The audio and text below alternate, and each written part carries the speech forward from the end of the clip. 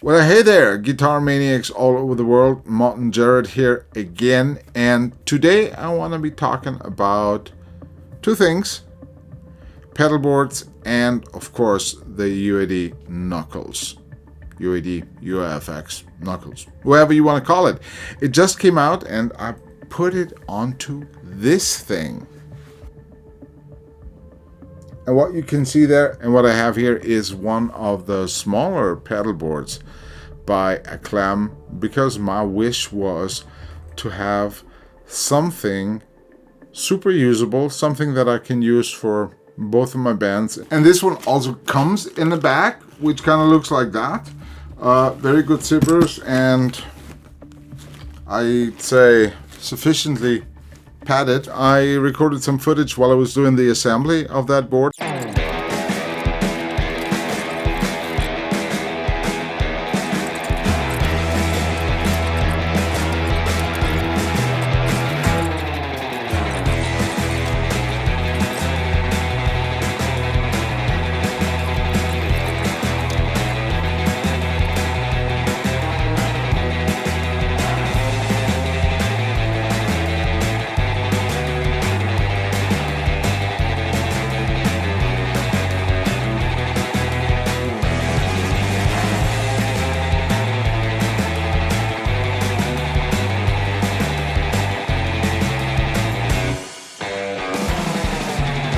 It's very hard to actually tell you how good that Aclam stuff is. Here's one of my pedals. I've been using that for a year.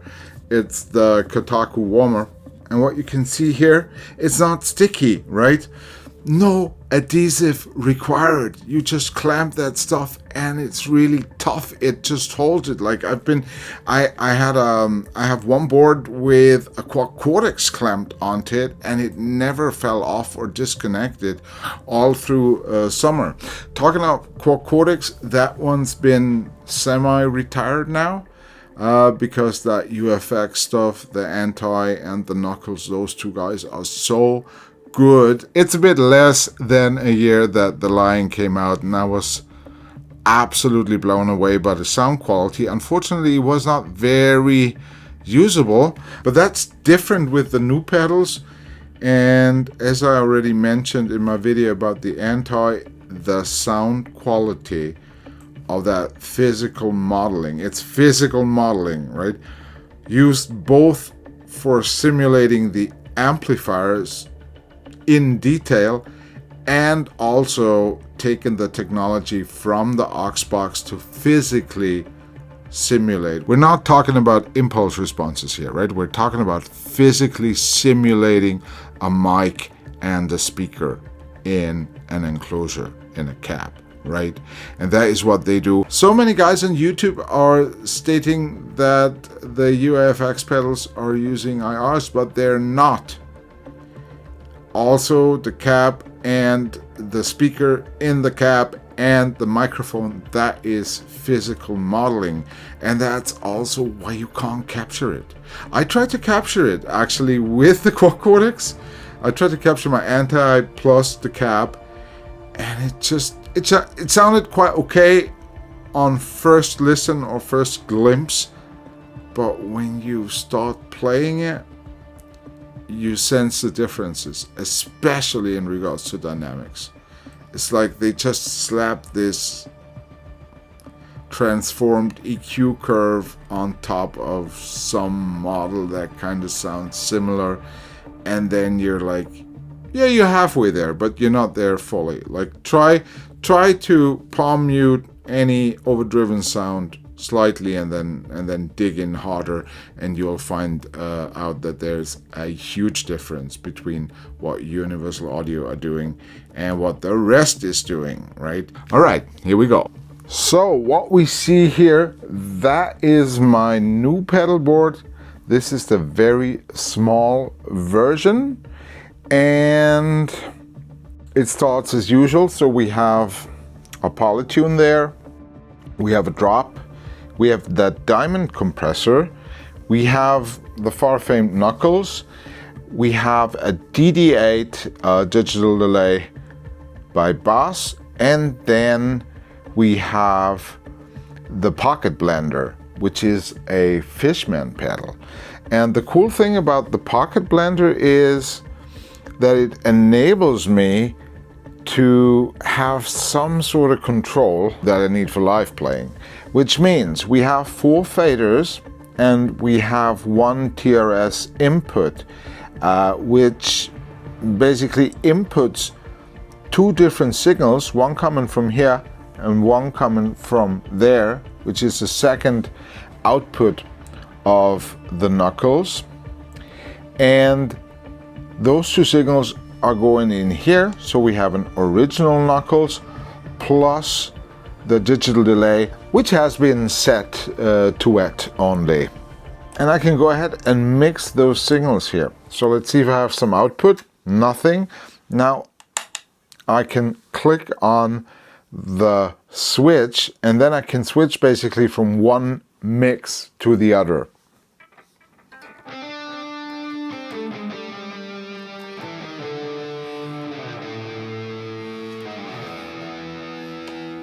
As you could hear, that is only where signal coming from the delay, going from the knuckles into the delay. If I move this fader,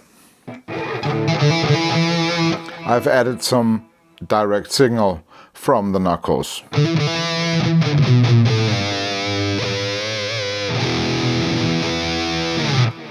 Now if I press the switch again, nothing is coming out. Let's say I only want to have a dry signal, then I put that fader at approximately same position. Maybe I'll give it a little bit more wet. And let's take a listen. So the signal's only dry now.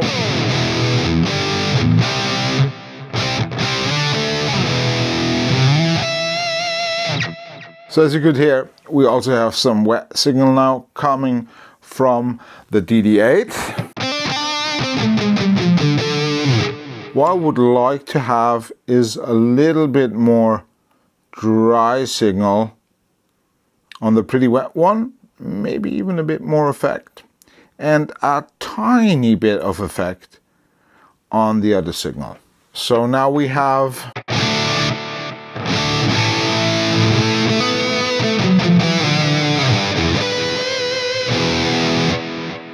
and we have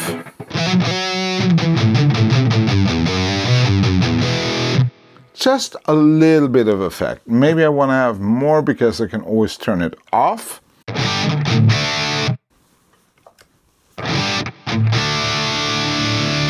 And that will give me enough delay for the songs I need the delay for.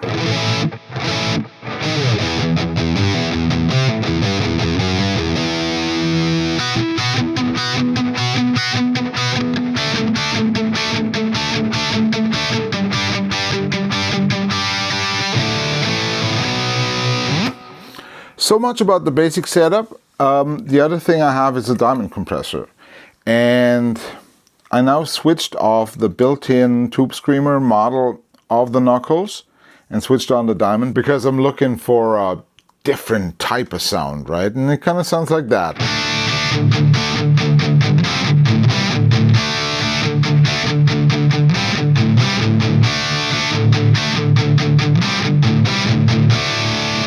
In comparison to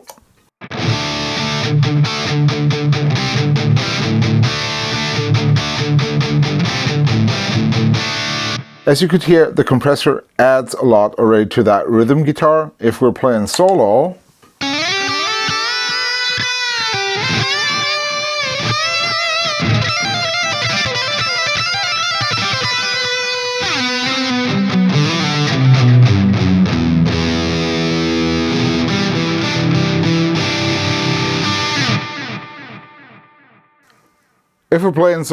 you could hear it, the compressor even adds something more.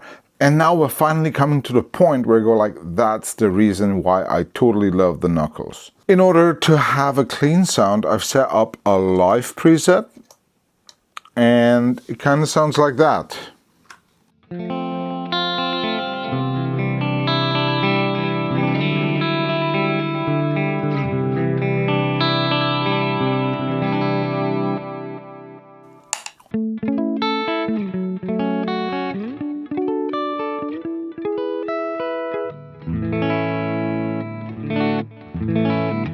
Yeah, can also sound like that.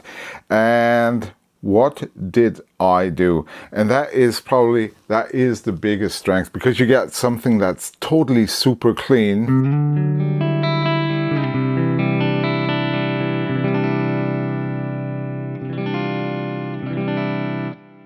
out of a Mesa Boogie. And to explain what I did requires going into the app, and here we go. And let's take a look at the edit section, and you can see that in the signal flow I've chosen just to have the tone EQ and the power amp, and use this remarkable compressor, I have to say, as my preamp. Even though the preamp has been switched off, we have all the options for the power amp.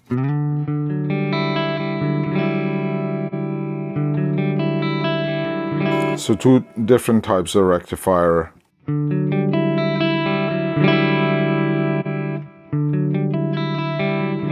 Two different types of tubes. Spongy and bolt power mode. Yeah, and what you can hear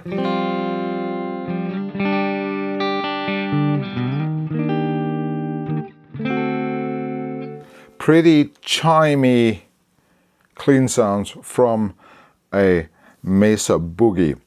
And just in case you're wondering what you can do to get these kind of chimey sounds without buying some external compressor EQ like I have, you can do the same thing with one of the built-in pedals, but you're not using the tube screamer, you're using the TC, which is a booster with a bass and a treble EQ. Listen. And depending on how you set the boost, you can have more or less signal, more or less highs, and it's important to take a look. I'm in alt mode, so I'm actually controlling now. It's just the setting of the TC.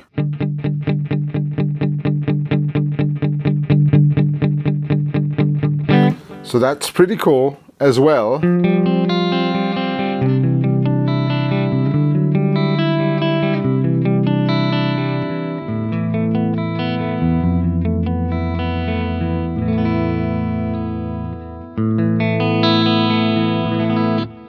Well, the only downside is that we do not really have a compressor. What you could do, you could just go and turn the master volume all the way up.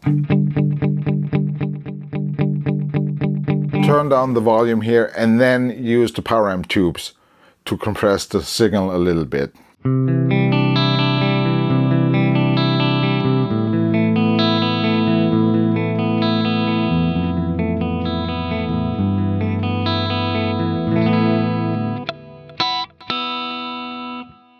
Kind of works, right? And again, I turn the master a little bit down and then the volume back up again. Well, it's either this or you use a diamond like I do. And I also use that to get into a different flow. And it also gives you an impression how the knuckles can sound with an external boost, right?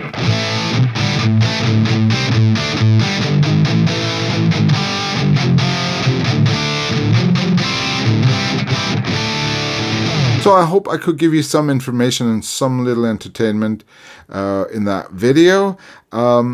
If you like it, give it a thumbs up. Subscribe if you want to hear more. And if you have any questions, just ask them. Thank you very much for listening. And don't forget to have the best day ever.